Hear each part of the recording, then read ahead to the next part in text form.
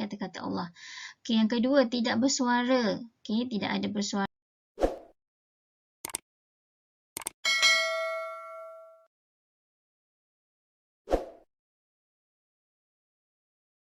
Bismillahirrahmanirrahim. Assalamualaikum. Apa khabar semua pada hari ini? Baiklah, hari ini kita akan belajar mata pelajaran Tauhid darjah 6. Kita akan masuk pelajaran yang keempat, iaitu tajuk beriman kepada kitab. Okay, baiklah, ini adalah paparan kita Tauhid darjah 6 bersama dengan saya Ustazah Nurlihana binti Hani daripada Sekolah Agama Kerajaan Johor, Sekolah Agama Bandar Penawar. Okey, baiklah murid, kita akan mulakan dengan bacaan doa sebelum belajar. Bismillahirrahmanirrahim.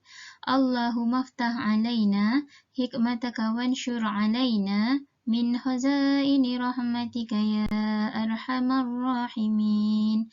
Amin. Okey, baiklah, kita lihat untuk pelajaran yang keempat ini, tajuk beriman kepada kitab.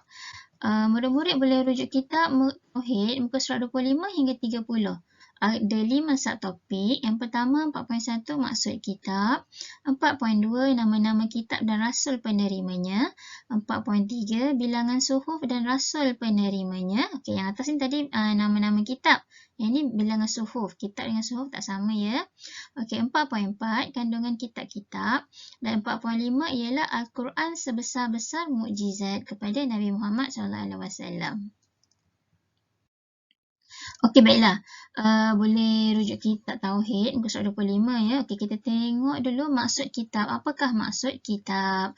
Okey, kitab ni merupakan wahyu yang diturunkan oleh Allah Subhanahu Wa Taala kepada rasulnya yang mengandungi hukum. Okey, dia ada apa? Okey, dia ada hukum. Ada ajaran, ajaran ilmu pengetahuan, ada nasihat, ada kisah-kisah Nabi dan terdahulu dan lain-lainnya. Dan kitab ini pula ada yang kecil, dan dijadikan sebagai garis panduan bagi kaum kepada Rasul yang diutus, dan dia juga dinamakan sahifah, maka jika satu dan suhuf jika banyak. Okey, kalau satu kita panggil sahifah. Okey. Sahifah. Kalau banyak, maknanya kalau Nabi ataupun Rasul tu menerima banyak sahifah, maka dia jadi suhuf lah. Suhuf ni maksudnya jamak, lebih daripada satu. Okey, itu maksud kitab ya. Okey, baiklah. Seterusnya, kita perhatikan pula nama-nama kitab dan rasul penerimanya. Okey, ini yang kita dah belajar daripada darjah 2 dah. Okey, nama-nama kitab ni. Okey, kita ulang semula ya. Nama-nama kitab. Taurat, kitab Taurat. Nabi yang menerimanya ialah Nabi Musa. Kitab Zabur, Nabi Daud alaihi salam. Kitab Injil, Nabi Isa alaihi salam. Dan kitab Al-Quran adalah Nabi Muhammad sallallahu alaihi wasallam. Okey, jadi 4 kitab ni dan siapakah rasul penerimanya hendaklah diingat. Jangan terbalik-terbalik pula ya. Okey, jadi diingat supaya mudah faham. Dan kalau masuk dalam peperiksaan, insya-Allah boleh jawab. Seterusnya, kita pergi kepada bilangan suhuf pula. Tadi kita ini suhuf. Okey, kenapa jadi suhuf? Sebab dia banyaklah, lebih daripada satu. Okey, dan siapakah rasul penerima suhuf? Okey, yang pertama, ada 10 suhuf yang diterima. Siapakah penerimanya? Ialah Nabi Adam alaihi salam. Okey, kalau 50 suhuf pula, Nabi Sis alaihi salam. 30 suhuf, Nabi Idris alaihi salam. Okey, 10 suhuf, Nabi Ibrahim alaihi salam. Dan 10 suhuf yang lain, Nabi Musa alaihi salam. Okey, jadi kita kena ingat suhuf, bilangan suhuf dan siapakah nabinya. Okey, jadi ada 10, 50, 30, 10, 10. Okey, kalau kita gabungkan semua sekali ni, ada berapa suhuf yang diterima oleh semua nabi di sini. Okey, jadi boleh kira lah. Okey, walaupun ada perbezaan pendapat, tapi yang paling kukuh, yang paling rojih mengatakan bahawa suhuf ini ialah sebanyak 110. Okey, 110. Okey, baiklah, seterusnya. Okey, baiklah, seterusnya kita akan pergi kepada 4.4, kandungan kitab-kitab. Apakah isi kandungan kitab-kitab, 4 kitab yang kita belajar tadi? Taurat, Zabur, Injil ialah kata-kata Allah. Okey, yang tidak berhuruf. Okey, yang pertama yang tidak berhuruf, tapi dia mempunyai perkataan lah. Okey, kalamullah ni kata-kata Allah. Okey, yang kedua tidak bersuara. Okey, tidak ada bersuara. Yang ketiga, diturunkan dari Lauh Mahfuz di suatu tempat yang bernama Baitul Ma'mur.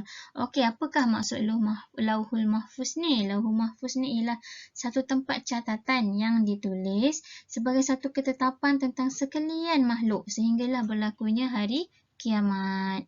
Okey, Baitul Ma'mur pula. Baitul Ma'mur ni merupakan satu tempat, okey, ataupun satu bangunan, dan ada riwayat mengatakan dia adalah bangunan masjid yang sejajar tempatnya kedudukannya dengan Kaabah. Okey, dan di dalam dia, tapi kedudukannya tu berada di langit. Okey, di langit, dan di dalamnya mempunyai 70,000 malaikat yang beribadah di dalam masjid tersebut, masjid langit lah. Okey, maksudnya macam gitu.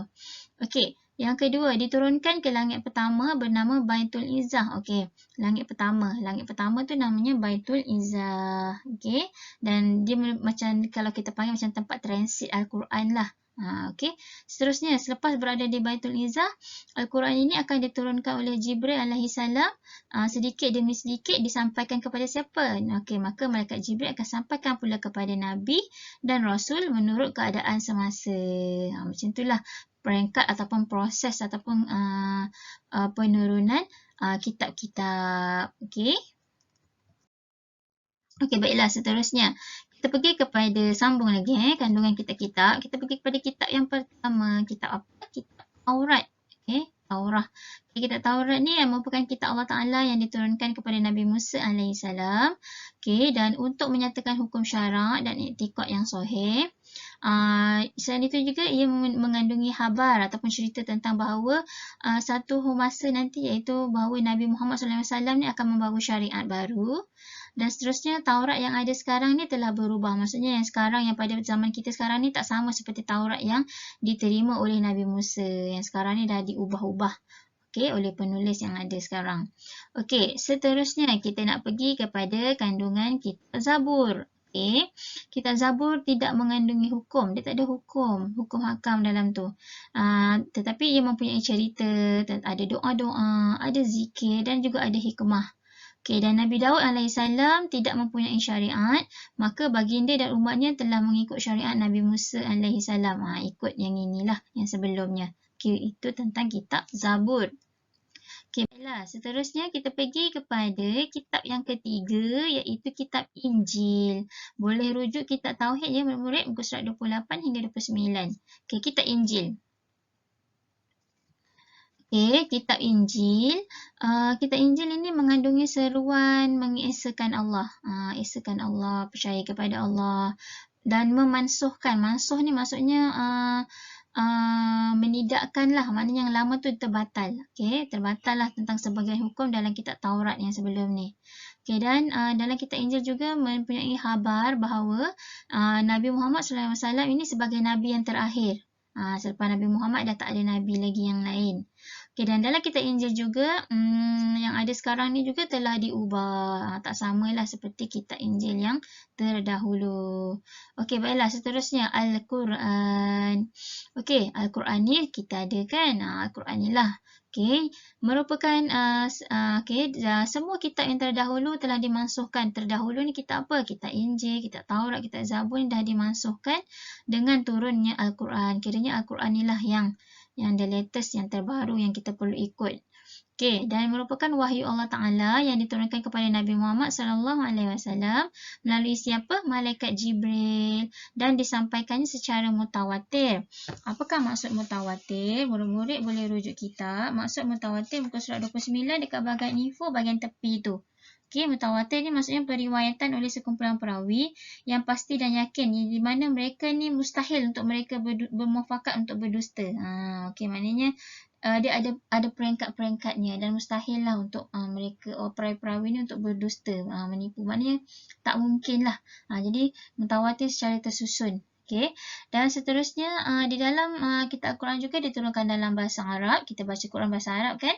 Dan diturunkan juga secara berperingkat selama 23 tahun sepanjang dakwah Nabi lah semasa berada di Mekah dan juga di Madinah. Baiklah, seterusnya 4.5 dalam kitab Tauhid muka surat 30 Ustazah dah letak dekat bawah ni, boleh rujuklah muka surat berapa dalam kitab. Okey, Al-Quran merupakan sebesar-besar mukjizat. Kan kita dah belajar mukjizat ni apa? Mukjizat ni maksudnya apa? Kelebihan yang luar biasa yang Allah berikan hanya kepada Nabi dan Rasul sahaja.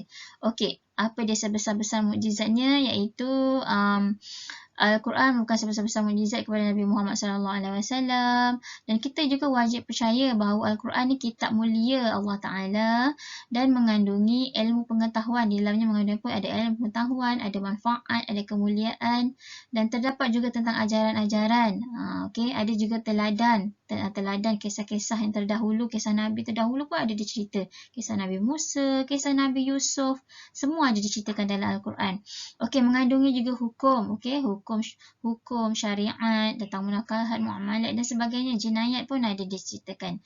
Ada juga larangan-larangan. Allah dah nyatakan larangan apakah perkara yang tidak dibenarkan.